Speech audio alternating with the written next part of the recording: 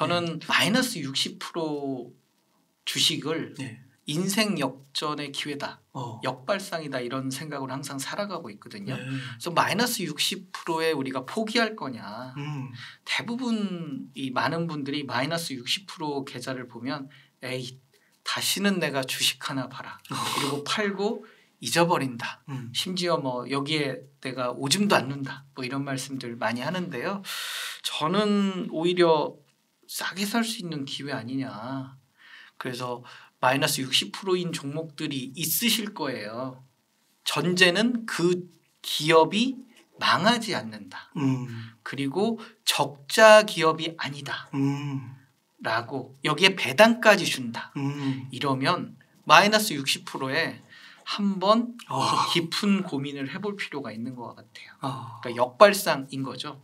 그래서 내가 10,000원에 샀는데 4,000원이 된 거잖아요.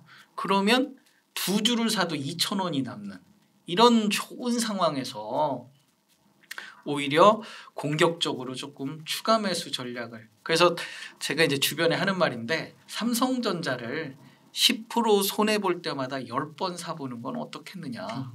그러니까 삼성전자라는 게 코스피에서 차지하는 비중도 한 30% 정도 되고요. 그 워렌 버핏 선생님이 경제적 해자라고 이야기를 했잖아요. 해자라는 건 성을 둘러싼 연못인데 이 연못을 통해서 적의 침략을 막아주는 거잖아요. 근데 삼성전자는 글로벌 이 반도체 산업이나 모바일 산업에서의 경제적 해자가 있는 기업이고요. 그렇기 때문에 남이 넘보지 않는 그런 어떤 독창성과 경쟁력 경쟁 우위가 있기 때문에 그런 기업이라면 한 10% 빠질 때마다 공격적으로 사보는 거 어떻겠느냐. 10% 빠질 때마다 배당 주는 회사잖아요. 배당은 더 많이 받을 수 있으니까. 그래서 내가 산 그런 기업이 과연 그런 경제적 해자가 있으며 배당을 주는 회사이며 실적이 안정적으로 유지되고 아니면 실적이 개선되고 이런 기업이라고 하면 마이너스 60%인데 특히 사이클 산업 같은 경우는 더 좋아요. 왜냐하면 사이클이 한 번씩 죽었을 때 그러니까 반도체라고 하면 반도체 경기가 한 번 죽었을 때 오히려 그때가 저점의 기회잖아요. 그렇기 때문에 이 마이너스 60%에 우리가 좀 발상의 전환이 필요하겠다. 그래서 마이너스 60%인데 내가 삼성전자를 샀는데 마이너스 60%다. 그러면 저 같으면 좀 더 공격적으로 한번 투자해보는 좋은 기회가 되지 않겠느냐. 그래서 주식시장이라는 건 사실 부자들이 이기는 게임이에요. 한없이 추가 매수를 하면 결국 수익이 나니까. 그래서 국민연금이 결국 이길 수밖에 없는 게임인 거죠. 왜냐하면 이렇게 많이 빠졌을 때 계속 공격적으로 추가 매수. 그래서 글로벌 연기금들이 그렇게 성장을 해왔거든요. 그러니까 미국의 특히 연금 같은 경우도 미국의 주식시장이 지속적으로 이렇게 주가지수가 올라갔잖아요. 그래서 이렇게 모멘텀이 한 번씩 날 때마다 이렇게 공격적으로 투자하면서 그러면서 노후 자산을 계속 키워왔거든요. 그래서 글로벌 어떤 연기금의 그런 사례들을 우리가 좀 깊게 고민해 볼 필요가 있을 것 같아요. 마이너스 60%일 때 오히려 인생을 걸어라. 추가 매수 관점으로 접근하고 제가 항상 이 유튜브 방송에 나와서 말씀드리는 게 배당주를 한 50% 정도 사라고 말씀을 드리거든요. 네. 그 이유는 배당주가 상당히 안전판이 되고 그다음에 이 배당 수익이 결국 이 내 목돈 마련에 크게 도움이 되거든요. 워렌 버핏 선생님이 우리가 이 굉장히 높은 수익을 거뒀을 거다라고 생각을 하는데 워렌 버핏 선생님의 연평균 수익률이 23%예요. 그러니까 지금까지 벌어본 걸 보니 23%. 나도 해볼 만한데 하는 수익률일 수도 있잖아요. 23%면. 네. 그런데 엄청난 지금 부를 거뒀잖아요. 그래서 배당 수익률 한 15%, 15% 배당. 워렌 버핏 선생님보다 8% 낮지만 이 15% 배당을 꾸준하게 받아봐라. 15% 배당 받을 수 있나요? 15% 배당을 받을 수 있는 종목들이 시장이 급락하면 한 번씩 생기는 거죠. 그래서 저는 사실 이 50대 이후의 투자자들에게 항상 강조드리고 싶은 게 15%짜리 배당을 찾아라. 그래서 15%짜리 배당 수익률이 완성되는 종목을 샀으면 그러니까 내가 산 시점에 15%가 된 거죠. 그렇다라고 하면 평생 가지고 가도 괜찮지 않겠느냐라는 생각이 들어요. 꾸준하게 15% 배당을 받으니까.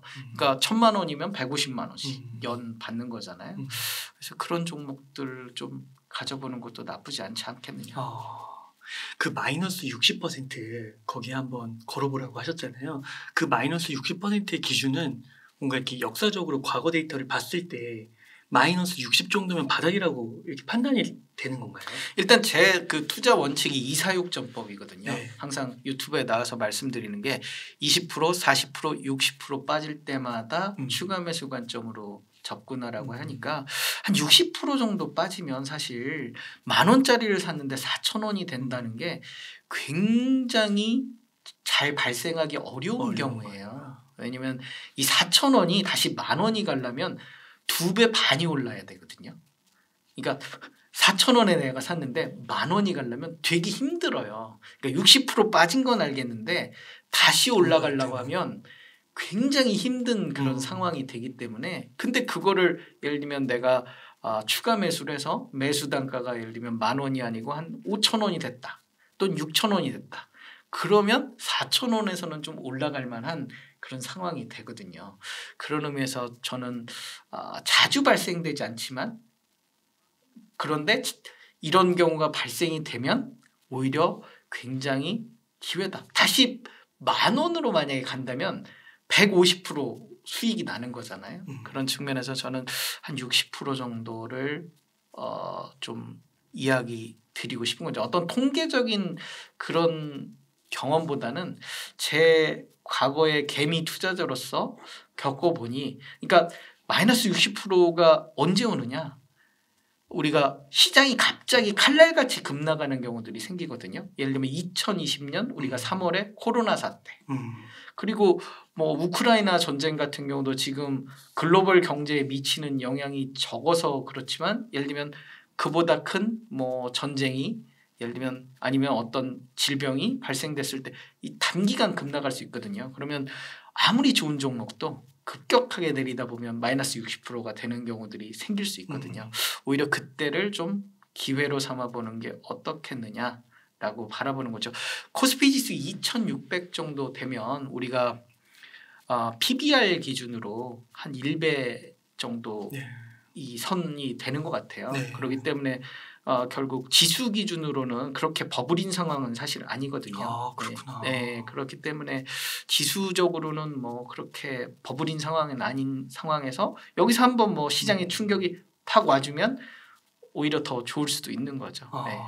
그러니까 단기간에 급락하는 건 단기간에 오르게 돼 있어요. 왜냐?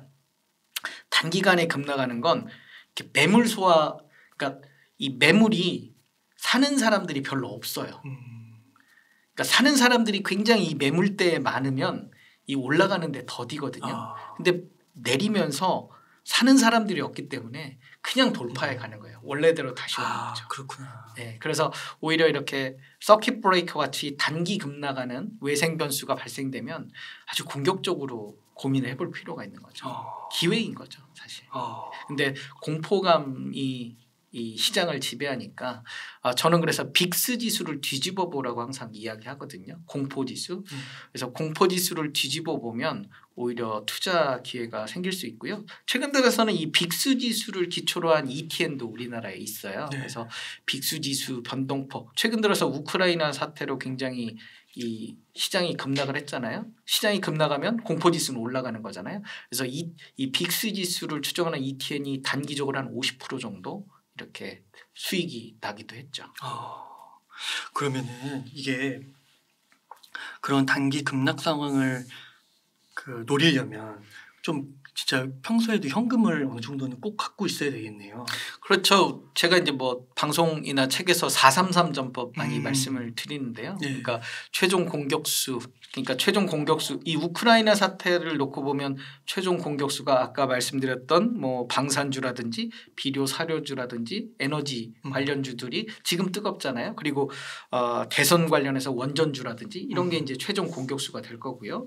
그다음에 이제 미드필더지는 배당주와 롱텀하게 가져가는 성장주들. 성장주들은 이 보통 이 성장 산업들은 이 수익 을 확인하면서 올라가요. 그러니까 테슬라 같은 경우도 결국 이게 계속 롱텀하게 상승하려면 이 실적을 체크하면서 가거든요. 그래서 이런 성장주들 같은 경우는 단기간에 수익 실현을 하기 어려우니까 롱텀하게 보는 그런 측면에서 배당주와 그다음에 성장주 이렇게 보는 거고요. 그다음에 이제 수비수들은 현금이라고 보는데 시장이 좀 흔들리고 어려울 때는 현금의 비중을 조금 더 높여가는 게 좋겠죠. 아니면 좀 난 그래도 투자를 일부 하고 싶다 그러면 배당주의 비중을 좀 높여가면서 하는. 그래서 저는 제가 한 20여 년 투자를 해봤는데 배당주가 제일 좋은 것 같아요. 아 그래요? 네, 이렇게 시류에 별로 흔들리지도 않고 그래서 배당주 중에서도 이렇게 어떤 경기 사이클과 민감한 종목들보다 경기와 민감성이 좀 덜한 그런 배당주들이 더 좋지 않나. 뭐예요? 예를 들면 뭐 금융 섹터. 금융은 사실 뭐 2차적으로는 예를 들면 뭐 돈을 빌려준 기업들이 망한다거나 그러면 충격을 받을 수도 있긴 하겠지만 그래도 좀 이런 원자재 이 인플레이션이라든지 그러니까 원자재 소비가 좀 관련이 없는 그런 것들이 수출주하고 좀 관련이 없잖아요. 그런 산업들이 그나마 좀 선방을 많이 해왔던 것 같아요. 통신주도 그렇고요. 그다음에 금융주들도 그렇고 뭐 KTNG 같은 경우도 뭐 그 담배 같은 경우도요. 예, 그래서 그런 부분들이 결국은 좀 이 시류와 영향을 덜 받으면서 하지 않나. 그래서 이럴 때일수록 아까 맨 처음에 말씀드렸듯이 좀 배당과 실적 이런 부분에 좀 집중을 하면 투자의 가장 기본적인 그런 철학이잖아요. 이런 위기 상황에서는 그런 철학을 꼭 기억하시면 좋을 것 같아요. 그 배당주의 포션을 4에서 5까지 정도 가져간 상태에서 뭔가 더 공격적이거나 조금 미드필더를 강화하거나 이런 전략을 구상하는 게 지난 20년 동안 투자해 오시면서 괜찮다 보셨던 거군요. 그렇죠. 추가 매수 전략을 저는 우리가 플랜 B가 없어요. 대부분. 그냥 한 번 다 사고 이제 소위 물리면 그냥 끝나는 거죠. 네. 원금 찾을 때까지 4,000원이 떨어졌는데 10,000원이 될 때까지 기다리는 거죠. 근데 내가 5,000원, 6,000원을 만들어 놓으면 그렇구나. 빨리 회복할 수 있는데 10,000원까지 오랜 시간을 기다려야 되는 거잖아요. 그리고 배당주나 ETF는 추가 매수 전략이 너무 잘 들어맞아요. 그러니까 내가 배당을 8% 받을 수 있었는데 주가가 빠져서 배당을 이제 10% 받을 수가 있어요. 더 싸게 샀으니까. 그래서 배당만 또 10년 받으면 원금이 회복되는 그런 상황이 될 수 있기 때문에 예를 들면 뭐 30% 내가 손해를 봤어도 배당으로 한 3년 하면 이 똔똔이 되잖아요. 그런 측면에서 저는 배당주를 가장 투자의 제일 원칙으로 삼으셨으면 하는 생각이 있어요. 그렇구나. 네. 그러니까 이게 그 금융주 같은 경우 보면 한 2010년도 중후반에 보면 그 물론 코로나 이후로 이제 오르긴 했지만 계속 우하향을 좀 했잖아요. 근데 그때마다도 어떻게 보면 10% 빠질 때마다 추가 매수를 하면 배당은 더 올라갈 거고 그 평균 단가는 내려가다가 이제 코로나 같은 결정적인 계기를 통해서 올라갈 때 수익도 보고 배당도 많이 받고 일단 그렇죠. 금융주 같은 경우는 사실 이제 경기가 악화되면 금리를 내리잖아요. 금리를 내리면서 아무래도 이제 수익성은 좀 악화되니 주가는 내리게 돼 있잖아요. 그런데 역발상으로 배당 수익은 계속 올라가니까 그리고 주가가 내려가더라도 안정적으로 이렇게 어느 정도 유지되면서 가거든요. 급락을 하거나 급등을 하거나 이러지 않기 때문에 이 모든 주식이 이렇게 플럭추에이션이 심하면 이 정신 상태가 되게 힘들어져요. 맞는 것 같아요. 그러니까 막 정신이 없어요. 막 이렇게 왔다 갔다 하면 심리도 되게 흔들리고 그런데 한 반절 정도는 안정적으로 내가 가지고 있다라고 하면 상당히 심리도 좀 여유롭고요. 그다음에 이 배당 수익이 예를 들면 시장이 갑자기 급락해서 15%가 된다. 그러면 인생 주식이 될 수 있는 거죠. 그래서 말씀하신 게 저도 한 지인이 그 KTNG를 조금 보유하고 있었는데 한 50% 이상 포트에 가져가다가 이번 1월에 그 네이버 카카오나 이런 성장주들이 많이 떨어졌잖아요. 근데 그때 KTNG가 별로 안 떨어졌다는 거예요. 그래서 KTNG를 팔고 배당을 우선 12월 30일이 지나서 받은 다음에 팔고 이 성장주를 샀다고 그러더라고요. 그러니까 이렇게 또 기회를 노릴 수도 있는 거고. 그렇죠. 배당주가 안전망이 될 수 있는 거죠. 그래서 시장이 한번 흔들릴 때마다 이렇게 안전하게 이 커버할 수 있는 그런 측면에서 저는 고배당 섹터들은 투자의 가장 1순위. 우리가 리츠 같은 경우도 올해 이 시장에서 그렇구나. 리츠는 올랐어요. 주가가. 그래요? 네. 그러니까 이 시장에서도 리츠는 주가가 오르는. 왜냐하면 배당 수익이 한 8% 뭐 7%씩 주니까 저축은행에 넣어봐야 2.5%가 안 나오잖아요. 그런데 7% 이상을 받으니까 오히려 이 안전하면서 그다음에 투자 수익까지 누릴 수 있는 측면에서 최근에 리츠가 각광을 받고 있는 거죠. 그래서 이런 부분들을 우리가 증시가 이렇게 흔들릴 때마다 투자의 원칙으로 꼭 삼으시면 좋을 것 같아요. 그러니까요. 이렇게 되면은 진짜 그런 급격한 변동성 상에서 멘붕에 빠지지 않고 오히려 더 차분해져서 더 좋은 투자로 이어갈 수도 있겠네요. 그러니까 본인이 보수적인 그러니까 원금을 꼭 지키고 싶다 하는 투자자들은 이런 증시 급락에 배당주를 더 포트에 더 담을 수도 있는 거죠. 왜냐하면 배당 수익률이 더 좋아지니까. 근데 좀 공격적인 투자자다라고 하면 이제 성장주 섹터 많이 낙폭이 과대됐을 거 아니에요. 그런 성장주 섹터에 조금 더 공격적으로 하는 거고요. 저는 개인적으로 우리나라 바이오 기업에 대한 투자를 조금 저 개인적으로는 안 하고 있어요. 첫 번째 이유는 우리 그 파이프라인이라고 하잖아요. 이 바이오 기업들은 많은 파이프라인을 보유하면서 그 파이프라인 중에 한두 개가 성공을 하면 글로벌 이렇게 제약으로서 이 인지도를 쌓아가는 건데요. 우리나라 바이오 기업들의 상당수는 파이프라인이 없죠. 10손가락 안에 들어요. 그러다 보니 이 100개의 파이프라인 중에 완성작이 몇 개 안 되는데 10개 중에 한두 개는 더 어려운 거잖아요. 그리고 임상 결과 발표를 대부분 이 공공기관이나 글로벌 어떤 단체에서 받는 게 아니고 회사가 주로 발표를 해요. 임상 성공을 했다. 임상이 의미 있는 결과를 보여줬다. 라고 하는데 이 회사의 그냥 이야기잖아요.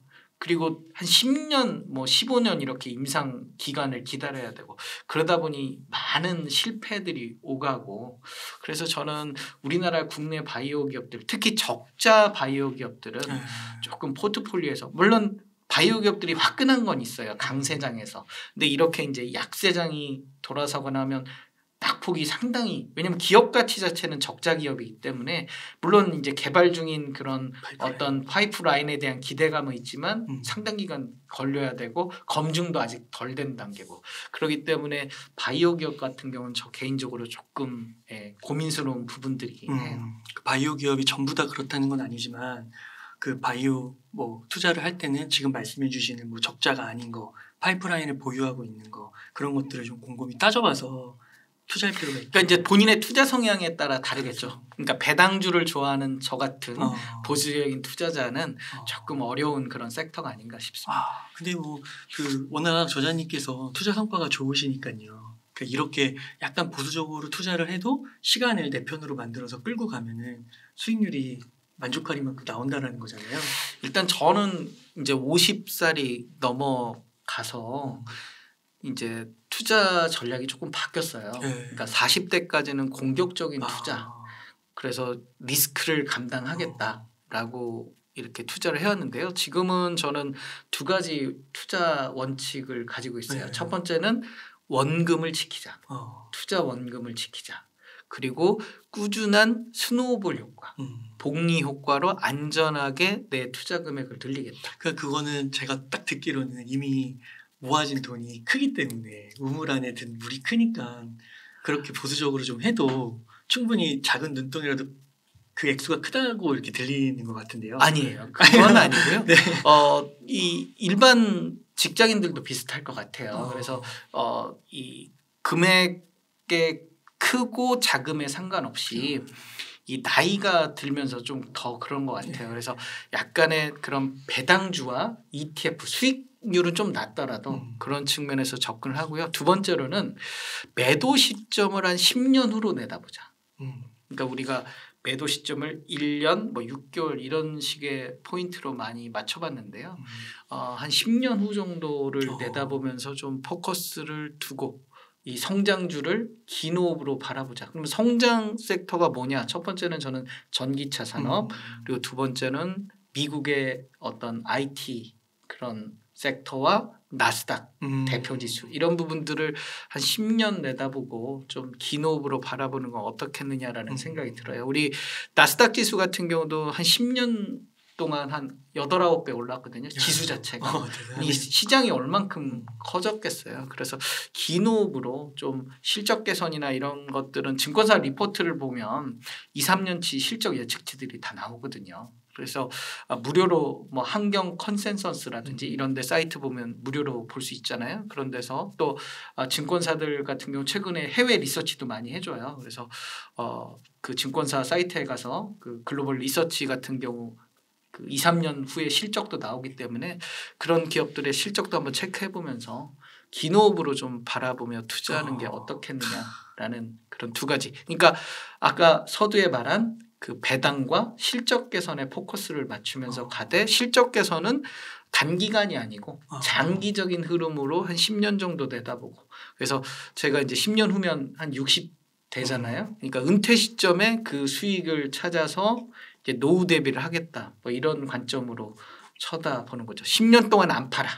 뭐 이런 그래서 오히려 급 나가면 추가 매수하겠다. 이런 생각으로 시장을 바라보는 거죠. 오히려 싸게 살 수 있는 거 아니야? 라는 기회로 말씀드릴 수 있겠네요. 두 가지 원칙. 원금을 지키기 그리고 매도는 10년 후. 네. 그렇죠. 그래서 이 10년이나 어떻게 버텨? 뭐 이런 말씀들을 뭐 할 수 있는데요. 그런 말씀들 할 수 있는데요. 에코프로비엠 같은 경우에는 우리 그 최근에 그 CEO가 그런 얘기했잖아요. 생산성을 확대하겠다. 그래서 한 5년 후에 생산량을 한 10배 정도 늘리겠다. 이런 이야기들을 하거든요. 그래서 그런 어떤 이 기업의 정책적인 발표나 실적 예측치 이런 부분들이 이제 우리가 롱텀하게 좀 바라볼 수 있는 실적이 계속 증가한다는 건 결국 시간이 지나면 시간은 내 편이다. 우리가 재건축 아파트도 그렇잖아요. 시간이 지날수록 이 낡아진 아파트가 가치가 올라가는 건 앞으로의 그런 이 경제적인 그런 부분들을 하는 거잖아요. 기업의 입장에서 실적이 계속 개선된다는 건 굉장히 좋은 그런 부분들이잖아요. 그래서 실적 개선 뉴스를 우리가 주목해 볼 필요가 있는 거죠. 장기간 가지고 있어도 그 실적 자체가 결국 이 성장성과 주가 상승으로 이어질 수 있는 개연성이 높은 거죠. 그래서 그런 식으로 해서 그 성장주 미드필더나 좀 최전방 공격수를 좀 꾸리고 그 뒤에는 좀 앞서서 말씀해 주셨던 그 배당주를 어느 정도 깔아놓고 그렇게 하면은 진짜 든든할 것 같은데요. 한 10년 동안 버틸 수 있을 것 같은데요. 그렇죠. 배당을 꾸준하게 또 받으면서 이렇게 안전마진도 좀 지켜가면서 그다음에 낙폭과대 성장주는 또 공격적으로 추가 매수도 들어가고 이런 전략을 하면서 이 바벨 전략이라고 하죠. 이 역기 양쪽 드는 것처럼 그렇게 좀 분산해서 투자하면 이 장기간 긴 호흡으로 이 주식 투자로 성공할 수 있는 기회가 생기지 않을까 뭐 그런 생각이 듭니다.